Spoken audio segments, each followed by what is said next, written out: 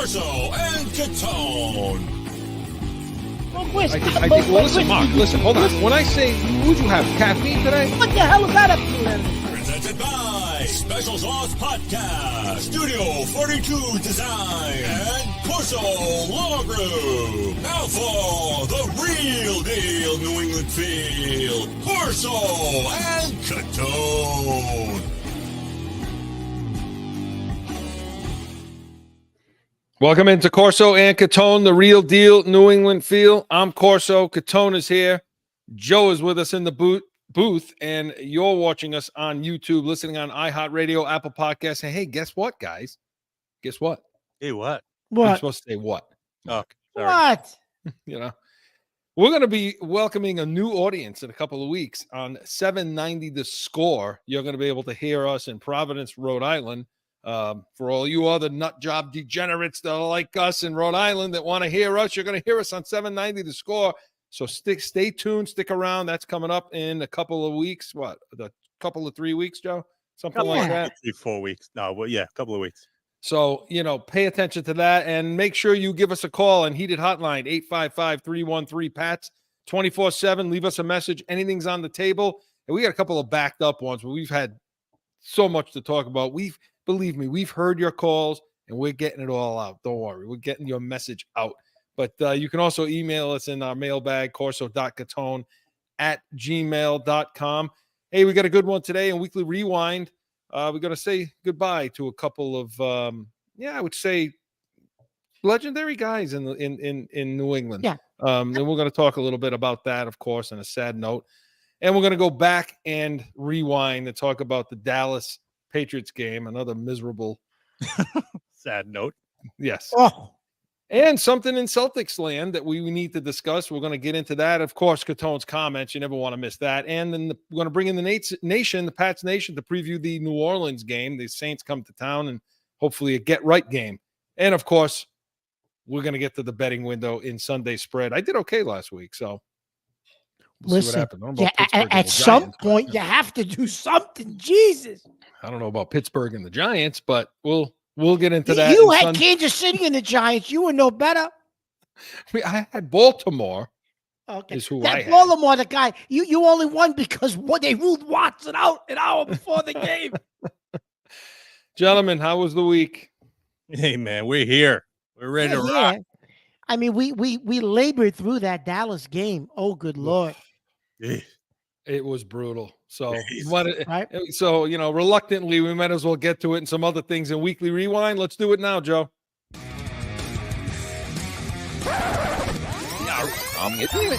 Going back through the week, about a Weekly Rewind.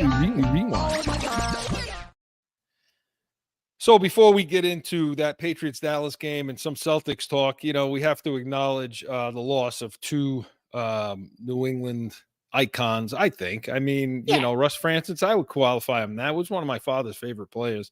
And Tim Wakefield both passed this week. And Mark, I'll let you talk about Wakefield, but he was 57 years old, was diagnosed, I believe, with cancer just several months ago. And recently, it's just, recently. And it's just a tragedy. And of course, Russ Francis was 70 years old in a plane crash, so another tragedy.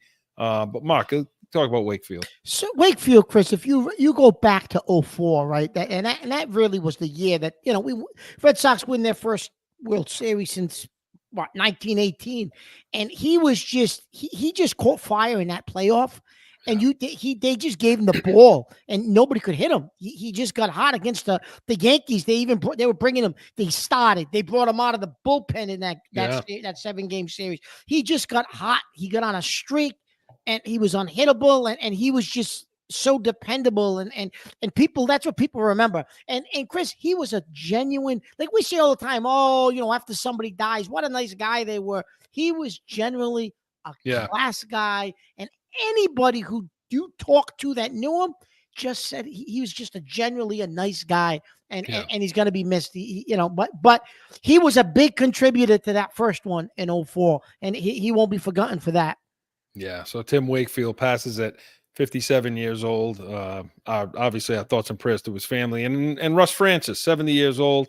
He came up with the Patriots, and I believe he was drafted in 1975, tight end. Came in, played till 1980, went to San Fran till 87, where he won the Super Bowl in 1984.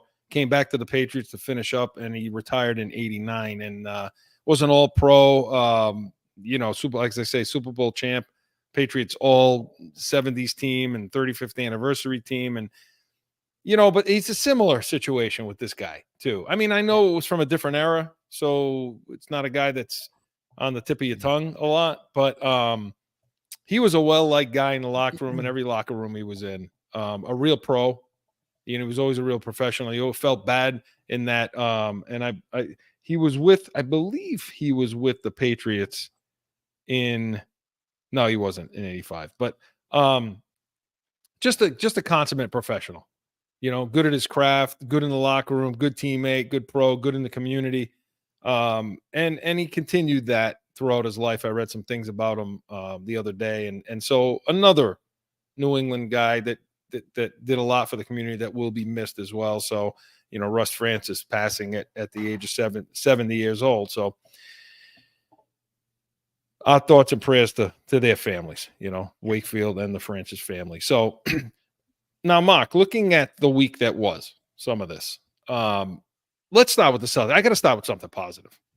We have to, especially after that. Yeah. Yep. So the Celtics pull off the trade after, they lost the edge in the East, where the odds edge to win the East when Lillard, went to Milwaukee, pulled through a curveball, went to Milwaukee rather than the Heat. And then in a big blockbuster trade, Drew Holiday went over to – go ahead. I just have to say this. Did you see yesterday they had media day or something with Miami? And Joe, I wish we had a picture of this. Jimmy Butler, he said it was angry Jimmy Butler. I don't even know what he did with his hair. I don't even know how he got his hair to look like that, Chris. It was all straight and like parted hair, like it was long in the front. For you, you're on the radio, you can't see what I'm doing, but it's like it kind of like went down his face like Phantom of the Opera, and then the other side was just the weirdest thing. I'm going to show my age. Even the guys were laughing next to him when they were taking pictures out of bio. I'm going to show my age. And maybe Joe can find a picture of this person. I'm looking here. Do you remember this guy, the singer? I don't want to take my clothes off. Remember Jermaine Stewart, Joe? That's what he looked like. That's what the hairdo looked like. That is exactly what he looked like. That's exactly what his haircut looked like. No question. Yeah. I'm finding it. Yeah. You don't have to take a Okay, yeah. You know what, T-Rex? We're showing our age now. Yeah. Oh, yeah. Get the words out and everything. Yeah. Look, but Jimmy, no, but seriously, Jimmy Butler screaming collusion and all this other nonsense. All they kept doing was talking about going to Miami. So anyway, Damian Lillard goes to Milwaukee, and in that deal, Drew Holiday ends up in Portland, which you knew Portland wasn't going to keep him. So now he was on the block. So he was basically the last remaining big name guy left. Yep. And the Celtics go in and they trade. They give up Robert Williams. They give up Brogdon. And I believe 2 first-round picks for him, which, Brad Stevens, he doesn't value first-round picks. He don't care about the picks. And I don't necessarily blame him either for that. So, Mark, what do you think? I mean, he's a big-time player. I'm thrilled with it. Give me your take. I'm thrilled with it, Chris. The only thing is, last year, there were games, and even in the playoffs, we said they're missing somebody in the middle, right? A defender, shot blocker, because Williams was playing 15 minutes a game, 20 minutes a game.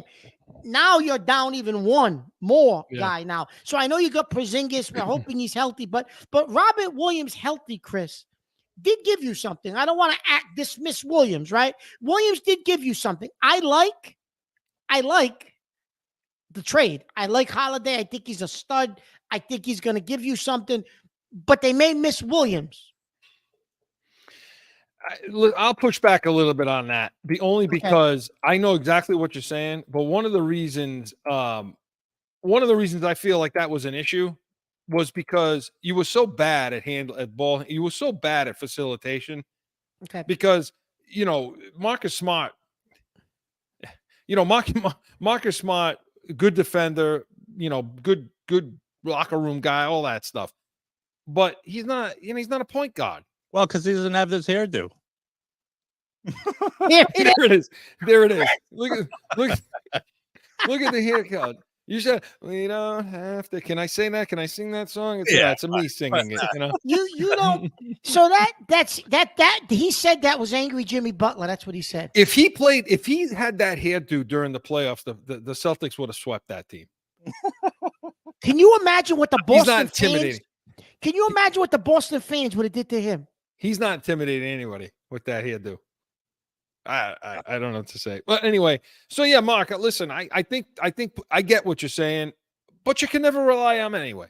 You weren't relying on Robert Williams. This is a good deal. I mean, you got a guy now that's every bit as good. I'm sorry, every bit as good to me on defense, I think, as Marcus Smart was last year, maybe not 2 years ago. Every bit as good as he's a better offensive player, yeah, Chris. 10 miles the point guard that Smart was, and he's 10 miles above as a shooter. Yeah.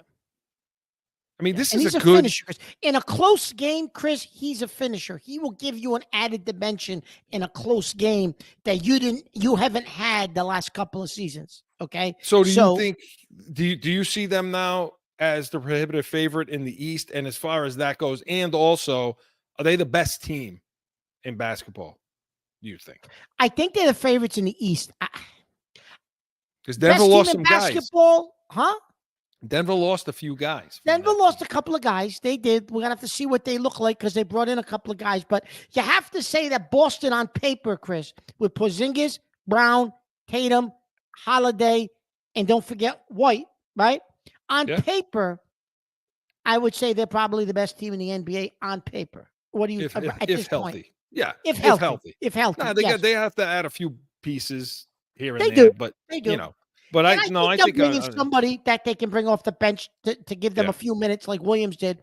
But you know what? They need a big guy. They need a big guy that can spell, Porzingis, that can spell Horford, because Horford's about 170 years old at this point. You know what upset me though, Chris, today? So yesterday they had their press thing, right? The media day. And Tatum is going on about Smart and how he was just a great locker room guy and he thought he'd finish his career with him. Listen, move on. The trade was months ago. Like, why are you still belaboring the point of Marcus Smart? And then he brings up, I Grant Williams and he got his money and I wish him good luck. And listen, that's over. It's done with. It's last season. Why are you still belaboring the point with those two guys?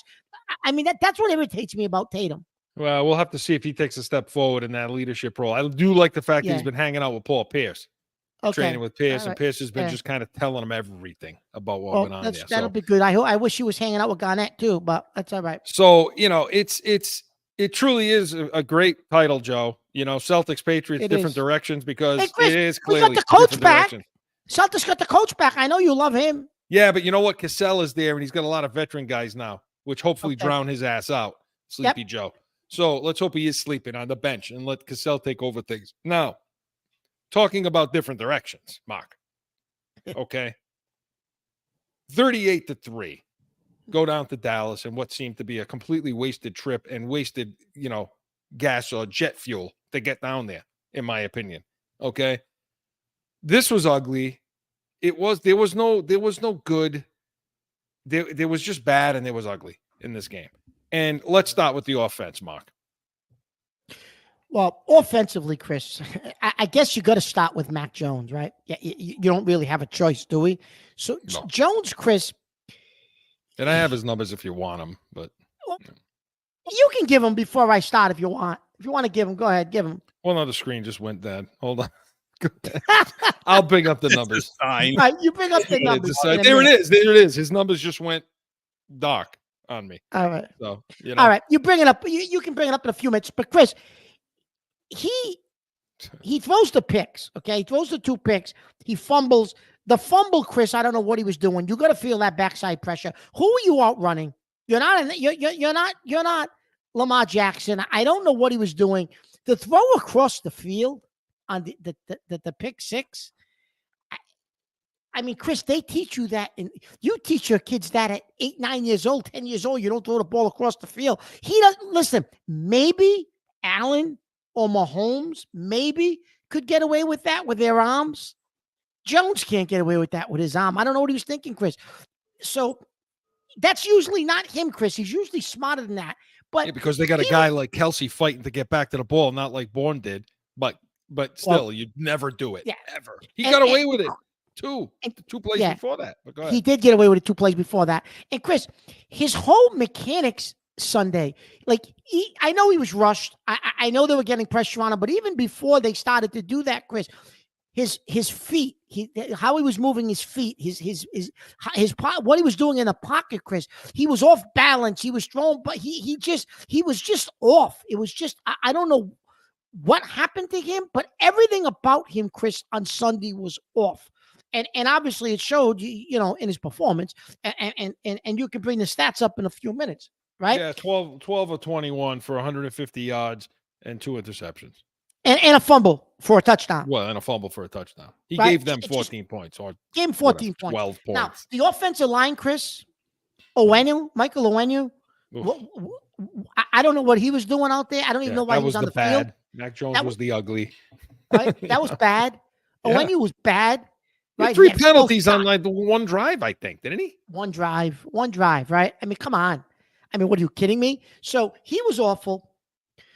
He was lost out there.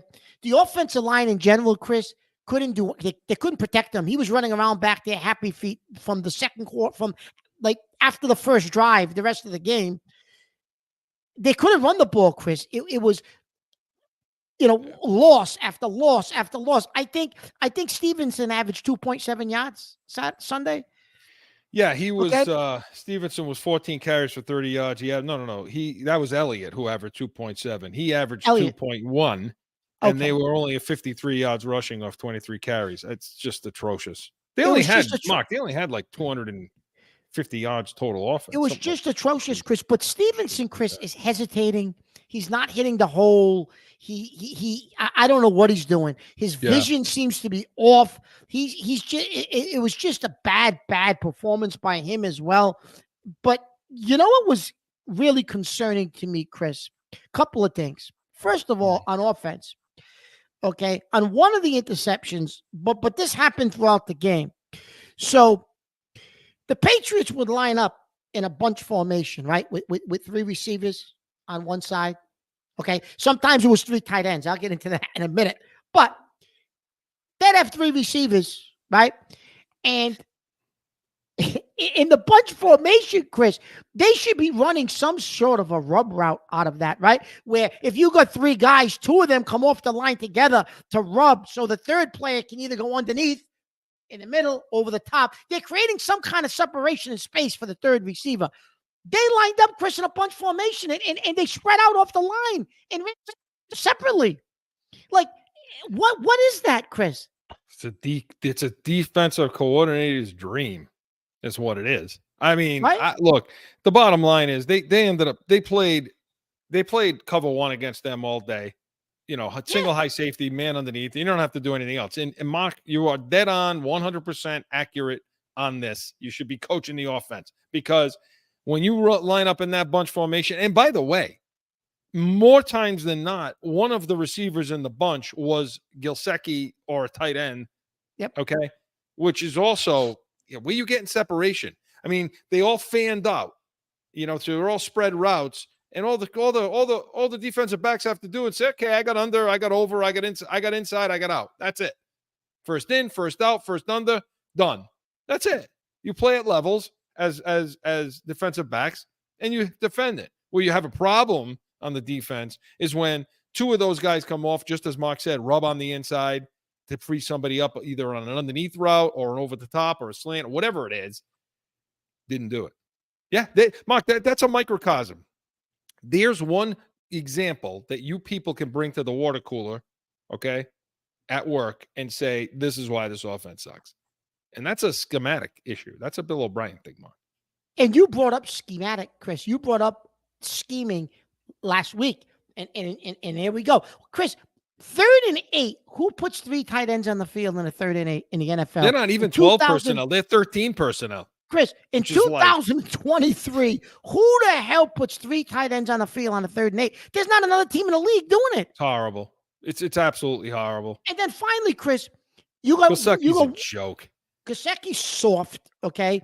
You got one athlete on the field, Chris, Pop Douglas. On that opening drive, he dukes and gets what, like 30 yards on that one play, 30-something yards on that one play, okay? And then he only gets three attempts the rest of the whole game, Chris. Chris, he's a guy that He should be averaged getting 22 yards per catch in this game.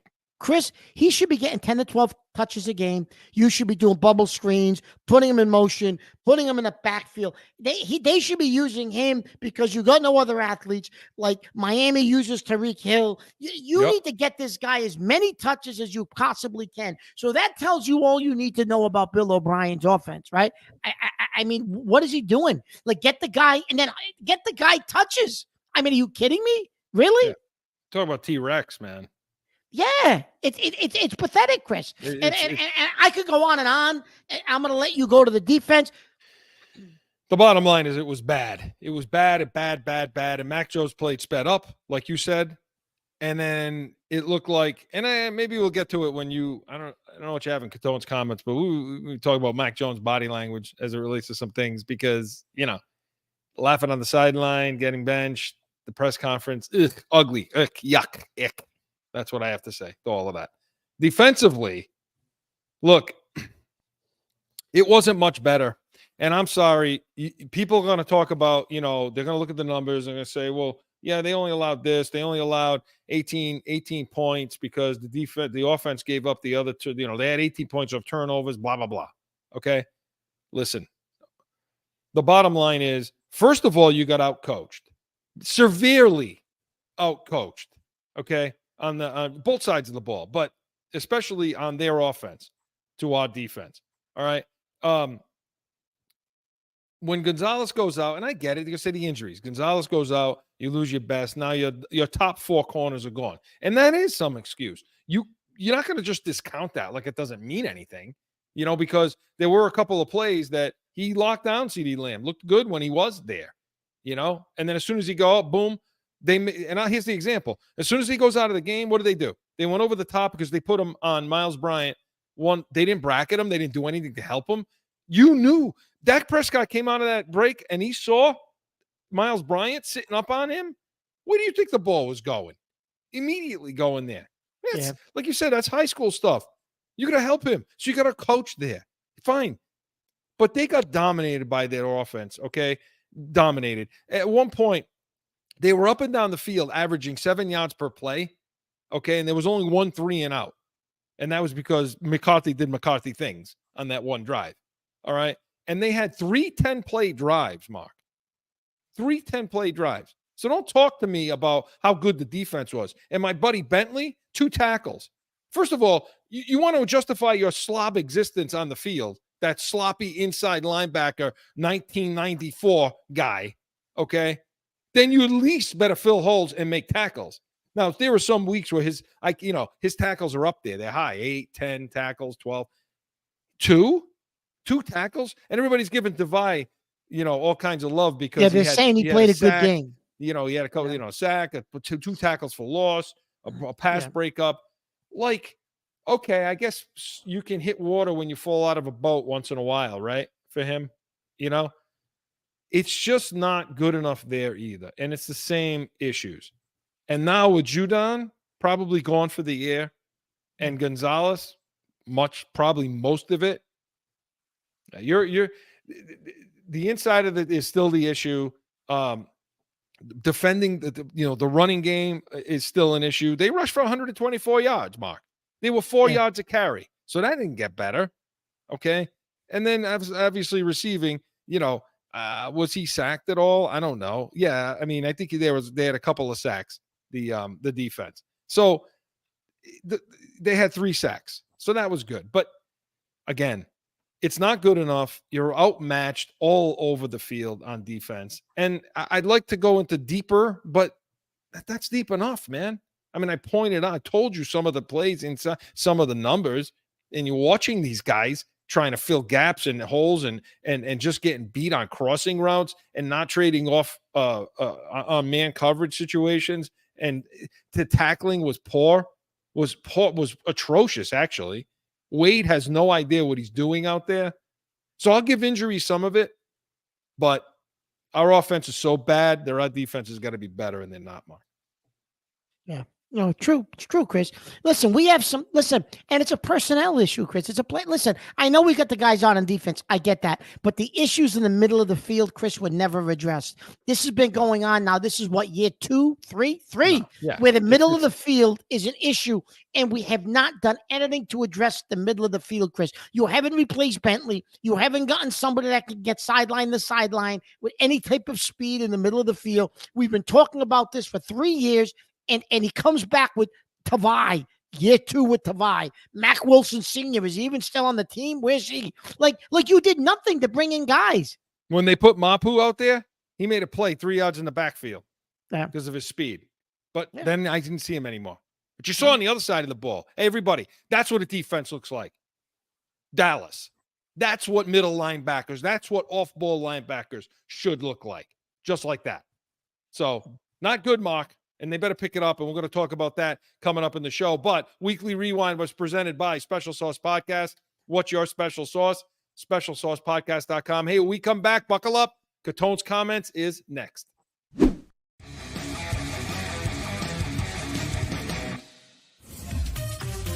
Special Sauce Podcast. You liking the song? The sauce is good, man. Easy startup, finance, train them, trust them, and let them lead. With your host, Marcus Aurelius. Tune in to Special Sauce Podcast, wherever you podcast. What's your special sauce? Time for Catone's Comments!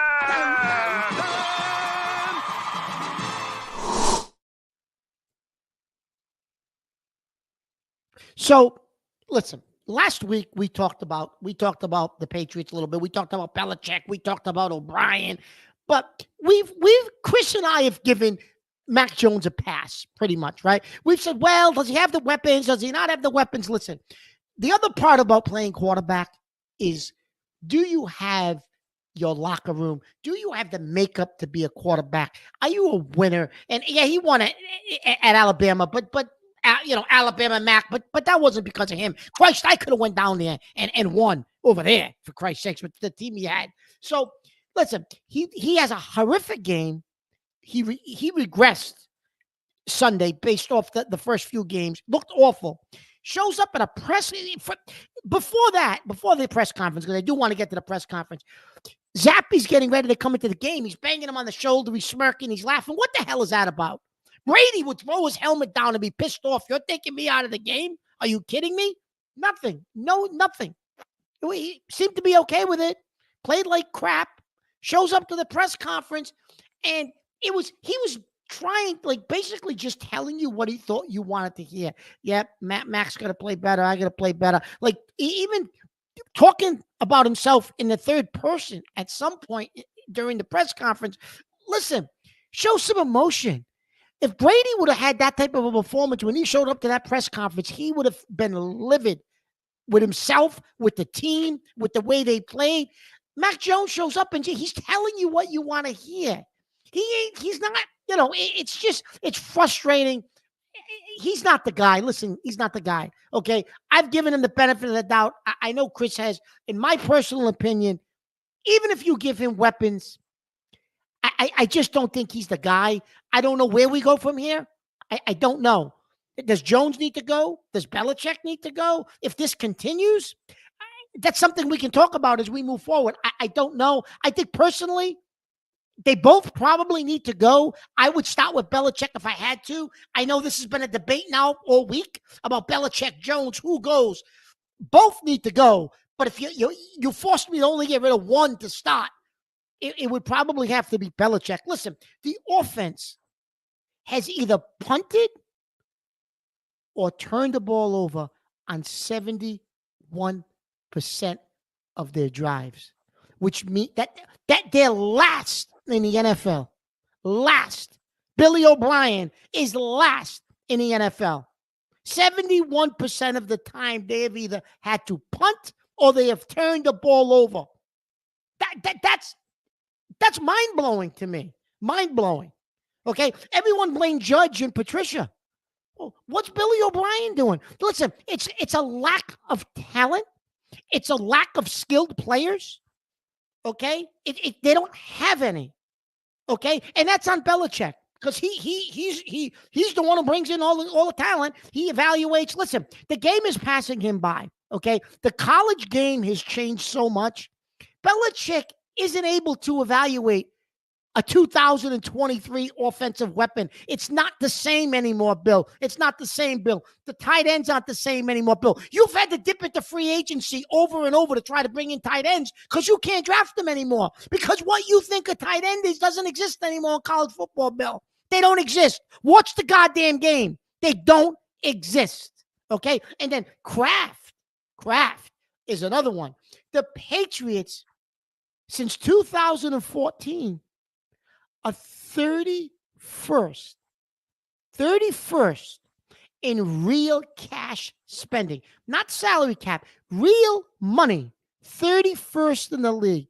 How the hell do you think you're going to win when you're 31st in the league since 2014 in real cash spending? And listen, everyone says, oh, they're going to do something different. It's because there's no more Brady. And listen, they're doing what they've always done. We were talking about this the other day, Chris and I. He never has spent money. He's still not spending money. He's not going to change that. Okay? So how are you going to win moving forward with that philosophy? It's a problem. They have a problem. Everyone was all over John Henry. The Red Sox are a small market team. They're not spending money. They don't want. What does Kraft spend money on when you're 31st in real cash spending? He's got the 6 Super Bowls, so everybody gives him a pass. Well, guess what? It's been 4 years now since Brady. You've won nothing. You're not going to win anything. So you know what's going to affect him?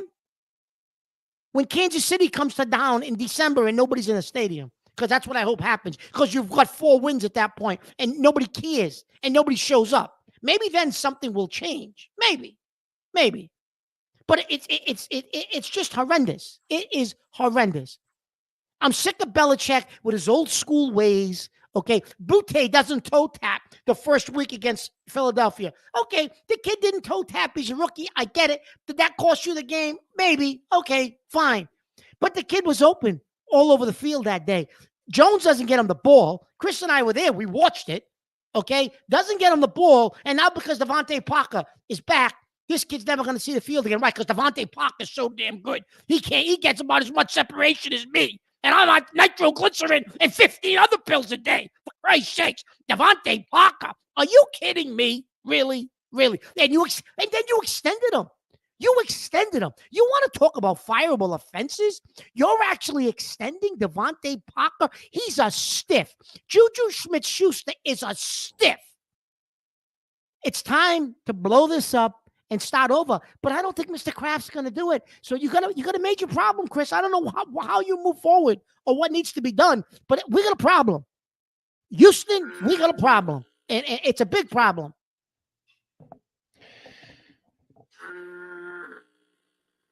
That's what he spends money on.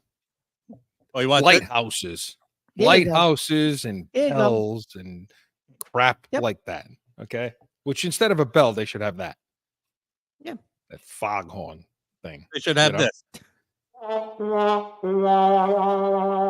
Hey, That's after another touchdown for the other team. After every offensive series. Mark, they averaged 2023, they're averaging 13 points a game through 4 games.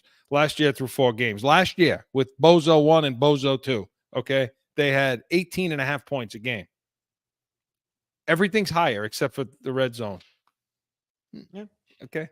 No, you're right. Listen, I mean, Joe, he's right. There's He's nothing you can. 100% right. It's sickening. And it's what we've been saying, and it's what you've been saying. It's a lack of talent. It's a lack of ability to pick talent. Okay, to select talent. But you're right, Mark. The one thing you just said that's more right than anything, and is this is not different, people.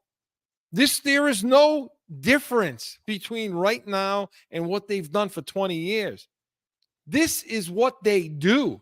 They did it in 03, 04, 05, 06, 07. They do it every year. Every so often, they throw a lot of money at one guy, two guys here and there every few years, and they don't draft well. I mean, stop the Givens, Branch, stop. These receivers suck. Thompson, Dobbins. I don't even remember half the damn names. They suck. These receivers, this is who they're drafting. Duke Dawson and Razai Dowling. I mean, they're just terrible. They're terrible at personnel, but they had leftovers from Parcells in the early, and they had Brady for the whole thing. And that's it. But they never spent dust, and they never picked well, and they just keep doing it. Just goes to show how good Brady was, what he brought. And I'm not even talking about the quarterback position. Just the fact that he brought leadership and he tied the whole team. He made receivers look good. Receivers that didn't look good, who couldn't make the team normally. He made them good. The two bozos, Mark, that you can point to now are the two. I'm sorry to say it, but the two bozos in the owner's booth that you see every week trying to manufacture stars to come up there and watch their garbage product every week. There's it. You're the bozos. If you're an owner or something and it looks this bad, you hid it. You hid your cheap self for 20 years. You hid it from people, right? Yeah. No, absolutely. I mean, he's right. You're dead right. Well, the numbers don't lie, Mark. The numbers don't lie. Listen, they suck. They suck. This team sucks from it. I understand Belichick won 6 Super Bowls. Listen, I understand Belichick's won 6 Super Bowls. I get it. And I get what he did in the past. I get all that. But at this stage of his career, Brady's gone. You see the sample size now. This is year 4 without Brady. Okay. He's become Don Shula, Chuck Noll, Tom Landry. This is what he's now become. And those guys faded at the end of their careers. And this is what has happened. The game changed and things are done differently. And evaluation of talent was different. And guys like Shula and Noll and Landry lasted as long as they could. And eventually they had to go. And you hate to say it, but the same is true with Belichick. He's in that category now, Chris. You just look around the league, Zach Wilson outplayed Brady last week. Brady, you didn't outplay Brady. Brady outplayed Jones last week. You're right. And that was against the Kansas City Chiefs. And by the way, after that game, right when the last seconds of that game, Wilson's down on one knee, he's upset. He's pissed at himself. Other guys are rallying to him. They're coming to him and they're saying, patting him on the shoulder pads. And then he gets in his press conference and is like disgusted. He's disgusted. And I know how you feel about him, and so do I. I don't think he's good. The point I'm making is nobody's rallying to Mac Jones. Nobody's coming to his aid when he said he hit somebody in the nuts last week. Yeah. Nobody came to his. Yeah. Mark, they're just, that's it. You're right. This guy's not the answer. So tank the rest of the season. Go get Caleb Williams. Fire the whole coaching staff. And let's go, baby. Let Mark and I do the draft. That's the answer. Right? It really is ridiculous. And listen, they're not going to tank the season. They're going to win 5-6 games. You watch. And it's not going to get them where they need to be draft-wise. And one thing I do want to add, and I meant to bring this up during Catone's comments, because I do think he has an ear to the ownership. Today, Scott Zolak, who's on a different talk show, I get it, says Bill Belichick 100% will be back next year. Where's he getting that from? 100% he'll be back next year. I have to think he knows a little something, Chris. He's on the payroll. He does the games. He says 100% Belichick will be back. So that's not good. Kraft will not. He'll keep Belichick as long as that record is possible. That's it. So here we go. Good job, Mark. Everybody agrees out there. So make sure you listen to what he's telling you, because he's right. Catone's comments was presented by Corso Law Group, Arizona's leading criminal and traffic law firm. CorsoLawGroup.com. Allow us to be your voice. Hey, we come back. We're going to welcome in the nation. Pat's Nation's next. It's that time again for a timeout for a message from one of our sponsors. No one ever thinks they will be in the need of a criminal or traffic lawyer, but things happen. Corso Law Group is Arizona's leading criminal and traffic law firm. Their 20-plus years experience and attention to detail has helped thousands of people all across this great country who found themselves in a situation in Arizona. So whether it's a traffic ticket or if you need reduced DUI or more serious issues, call or go online to CorsoLawGroup.com and talk with these expert attorneys who I know will help you. Corso Law Group.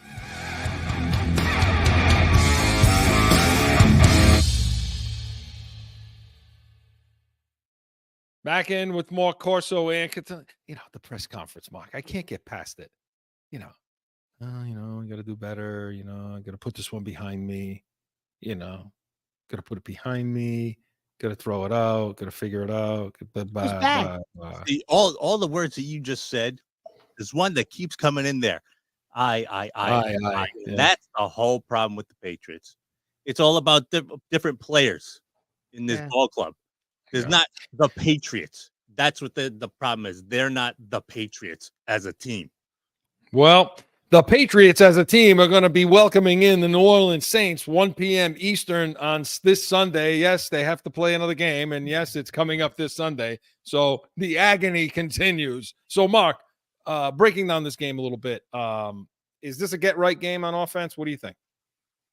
I don't know if it's a get-right game because the one thing that New Orleans does have is they have a good defense, right? And they've struggled a little bit at times on defense this year, but on paper, New Orleans has a good defense, Chris. They're real stout against the run. So you're going to have trouble running the ball. And guess what? They're going to play cover 1 too. Because who the hell is afraid of your receivers? So I don't know if it's a get-right game.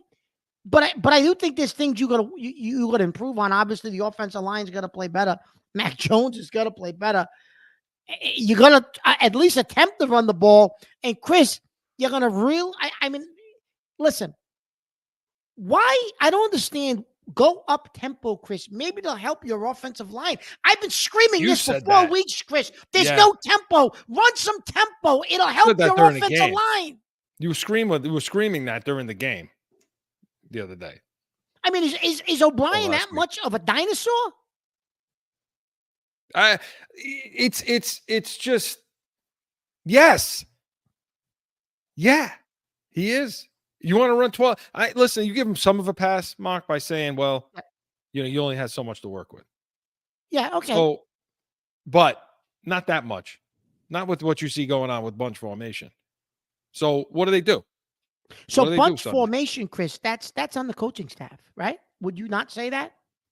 Yes. All day. You could cry personnel all you want. Your personnel, you got good enough personnel to run rub routes. You do.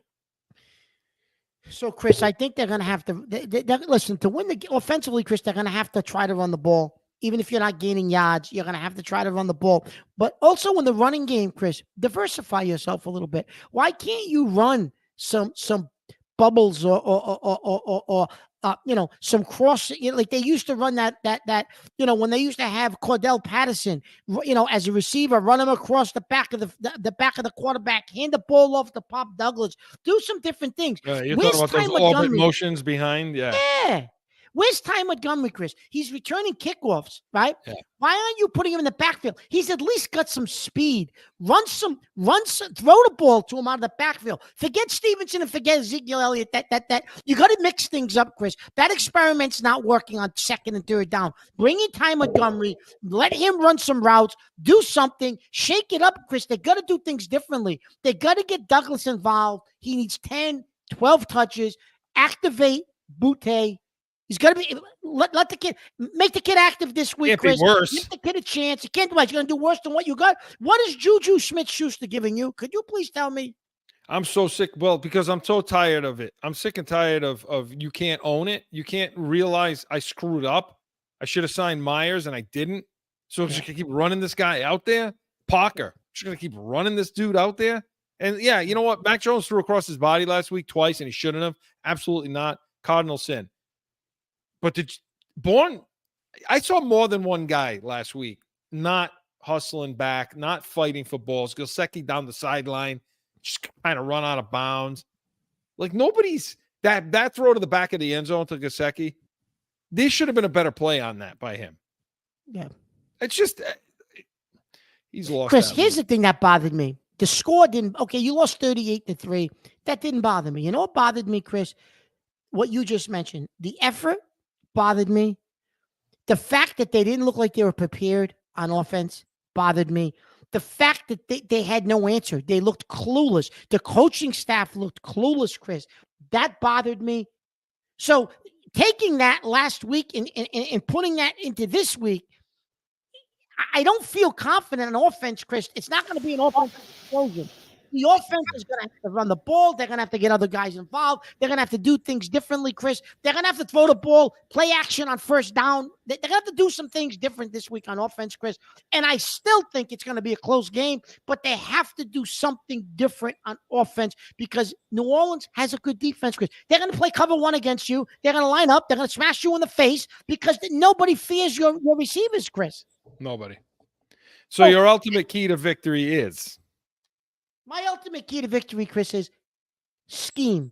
Diversify your scheme and do things that New Orleans hasn't seen on tape yet. Bring in different personnel group. Bring in Ty Montgomery to do some things. Use Pop Douglas in a different way. Activate Boutte. Throw the ball more on first down. Quick outs on first down. Bubble screens. Scheme, Chris. They have to scheme differently than they've schemed the last 3 or 4 weeks because now it's getting predictable, Chris. Teams have now seen enough tape on the Patriots offense.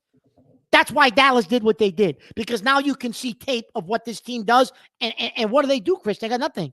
The best thing that happened to them was they played Philadelphia week 1 because if they played Philadelphia in week 8, they'd get beat 50-0. Yeah. People don't want to talk about that. You played them week 1. That's why that game was so close. They have to win on first down, just like the defense has to win on first down, Mark. Yeah.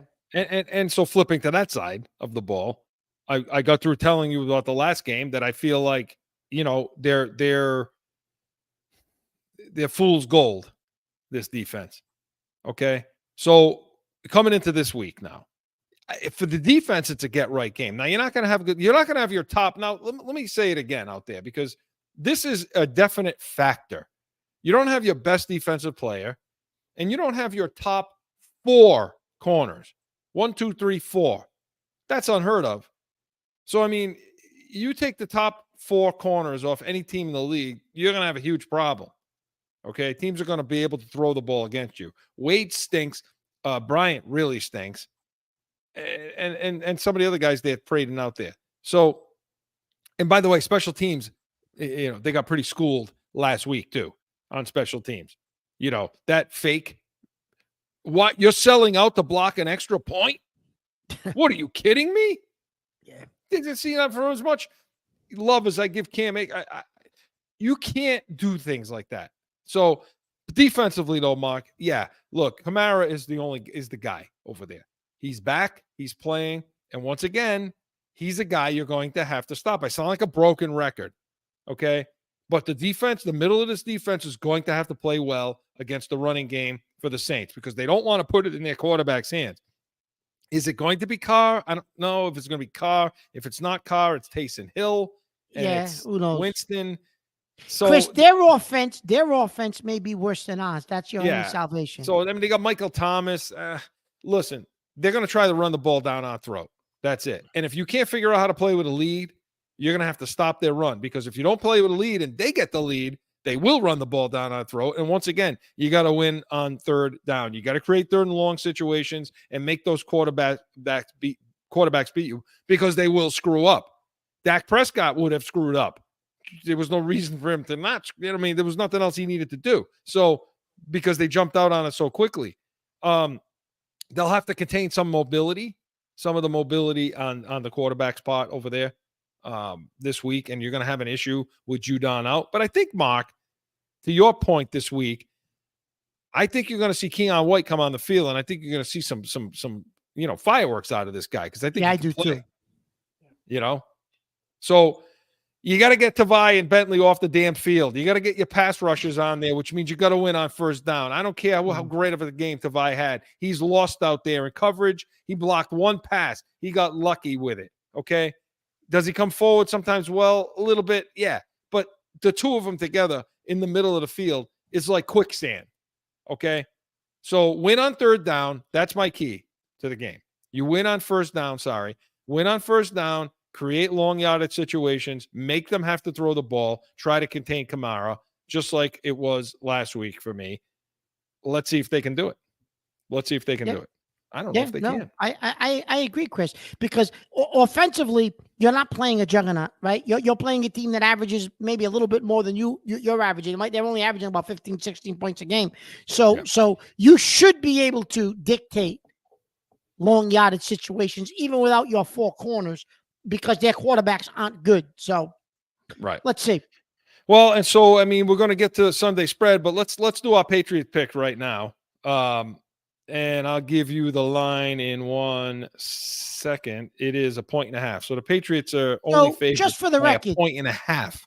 Just for the record, I was the only one that had Dallas big last week. I told you 31-17. I was close. You and the guy in the booth. I don't know what the heck. You know what? We'll get to you. Smoking. I don't know what you two are doing. We'll get to you in Sunday spread. Okay, we'll talk to you about Pittsburgh and friggin' the Giants and Sunday spread. But tell me, what do you like in this game? 1.5. Over under 40. Patriots 17-13. Patriots 17-13. Think they could score? You think they're going to score that much over their average of 13 points? 17-13 Patriots, I'm telling you. Okay. It's going to be ugly, Chris. It's going to be like that Jets game was a couple of weeks ago. It's going to be ugly because but I think it'll be 17-13 at home, 17-13 Patriots. I like the Patriots in this game, okay? And I think they'll cover, and I think the final is going to be 6-3. You know what? I'll give you a 9-6. How's that? I'll give you a 9-6. They're going to score under their average is what they're going to score. Mark, this is a pretty decent defense that New Orleans has. No, I know they are. You know? 9-6. You don't really mean 9 points. I do mean 9-6, and Belichick gets fired right after the game. Okay. You know what? Yes, please. No, I do. I think the Patriots it's going to be like a 3-point game, maybe 13-10, something like that. Yeah, that's what I think is going to happen. So, I like the Patriots. Yeah. In a close one. Yeah. So you just sit tight right there, Mr. Pittsburgh and Mr. Pittsburgh and Mr. Giants. We're going to talk about that. He was 0 for the season going into last week. And I thought I would follow Mark. So Pat's Nation was presented by Corso Law Group, Arizona's leading criminal and traffic law firm, CorsoLawGroup.com. We come up, we're going to hold Mark to task in Sunday spread right after this. It's that time again for a timeout for a message from one of our sponsors. No one ever thinks they will be in the need of a criminal or traffic lawyer, but things happen. Corso Law Group is Arizona's leading criminal and traffic law firm. Their 20-plus years experience and attention to detail has helped thousands of people all across this great country who found themselves in a situation in Arizona. So whether it's a traffic ticket or if you need reduced DUI or more serious issues, call or go online to CorsoLawGroup.com and talk with these expert attorneys who I know will help you. Corso Law Group.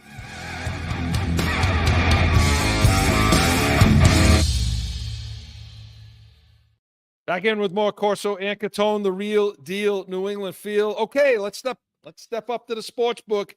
But first, let's get down on Mark a little bit. Jesus, Mark, you know what? You had such good picks the week before, right? You gave me Detroit, and who the hell was the other one? You should remember there's so few of them. It was Detroit and I don't know, somebody else.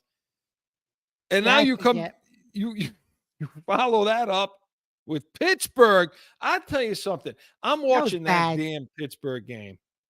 And I'm like, you know, other than cursing Mark out, okay, during that game, I'm looking at this scene and I'm like, this is the number one scoring defense. This is the takeaway defense. Is Houston just better, Mark, than we think they are? Is CJ Stroud? I think they are, Chris. I think they are. And I told you I like Stroud coming out of the draft. I told you he's the best quarterback coming out of the draft, in my opinion. But yeah, I think Houston's better than we thought they were going to be. And by the way, Chris, who's the GM for Houston making the personnel decisions? Yeah, I know. And our friend that was up in New England, Yeah. but so you know what it was? TJ Watt was on the payroll that day because they were retiring JJ Watt's number or doing something over there with him, giving him some disgustingly ugly Houston Texans jacket or something like that. All right.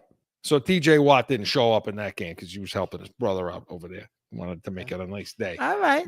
We should have seen that coming. But anyway, all right. Getting to this week though. We'll let you listen. I will say, Mark has had more good picks than I have. All you see on my thing is lose. And Joe, this doesn't help because I'm trying to get people to listen to me. But I will say this. I will say once again, the second week.